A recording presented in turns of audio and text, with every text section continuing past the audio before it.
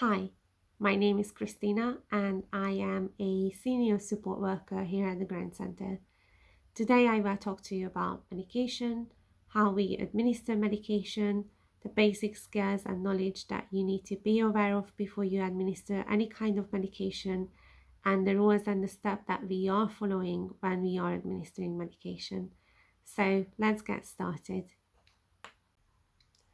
As I previously mentioned it, medication administration requires knowledge and skills. Therefore, it's only a medication trained person who can administer and observe people we support with taking their medication. Their medication training has to be revisited annually and they have to be reassessed to make sure they are competent. We use a systematic way that we call a 7-point check system to avoid errors from happening. I will tell you a bit more about these 7-point checks, but first off, I need to show you what pharmacy labels and mark sheets are. So stay with me. First, we're going to talk about pharmacy labels. So on your screen, you should see a good example of what's written on a pharmacy label, what informations are given on the pharmacy label. The most obvious ones are the name of the medication, the strength, the form, and the quantity. But there's also vital information on the directions how to administer this medication. This is given by the medical and health professional who prescribe the medication and not by the pharmacist itself. There's also a section for the person's name, the date of dispensing, and any cautionary advices. These are all informations that we need to keep in mind before we register the medication in and before we administer the medication to people we support. Next thing to talk about is medication administration record sheets, or what we call them short, mark sheets. So these contain information that was written on the pharmacy label and you have seen previously before, and also contain information from medical and health professionals who prescribe the drug on how to administer this medication. Basically, the medication trained person who will observe people we support taking their medication will look at this mark sheet and will see all the information that they need to know and they need to be aware of before they give the medication. So now that you have seen what's written on the pharmacy labels and the mark sheet, it gets much easier to understand what the 7-point check means. Basically, before we administer medication, we compare what's written on the mark sheet to what's written on the pharmacy label, making sure that all informations are matching and they are the same, like the name of the person, when the medication needs to be given, in what form the medication needs to be given, and if for some reason these informations don't match, then obviously we would not administer the medication. This systematic system, like I said before, allows us to prevent errors from happening.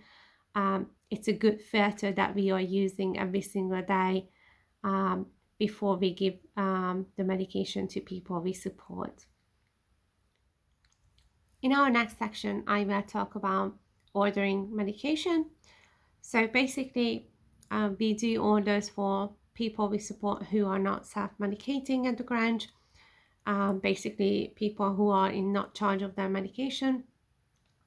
We do this on a regular basis once a month, and we make sure that this happens before anyone runs out of medication.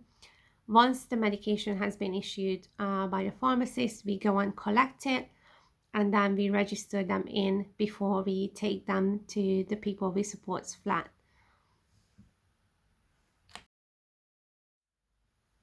Now we're going to discuss what happens when medication is being collected from the grant.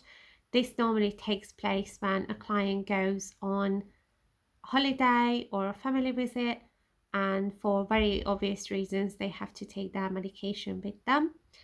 So before they leave, a medication trained person again would fill out this form that you will see on your screen. This form basically stands what medication they are leaving with, the name of the medication, the strength of the medication, and in the last section, stating the exact amount of medication they have left with. This allows us to check if they've taken the right dosages and the right medication while they were away once they are back to the Grange. Basically, what happens is on their arrival back to the Grange, we count the medication back in. And if the count does make sense, then we would register the medication stating that everything was fine, and they go back to their safes. If the medication count doesn't add up for some reason, then we would need to make a follow-up on it, and we would need to investigate it further, what has happened and why the count doesn't add up. In our last section, I will talk about people who are self-medicating at the Grange. Basically, before somebody starts self-medicating, they will need to be assessed to see if they have capacity and if they are capable of doing their medications themselves. Once the capacity has been established, they will be in charge of their medication. We do not go and administer or observe them taking their medication on a daily basis. However, we do revisit the assessments, and we also do medication counts once a month, where we would go into the people we support flat and we would have a look at what's inside of their medication safe to make sure that no error has occurred while they were self-medicating.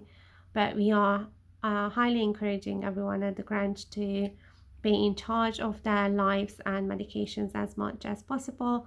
So it's highly encouraged that they are choosing to be self-medicating.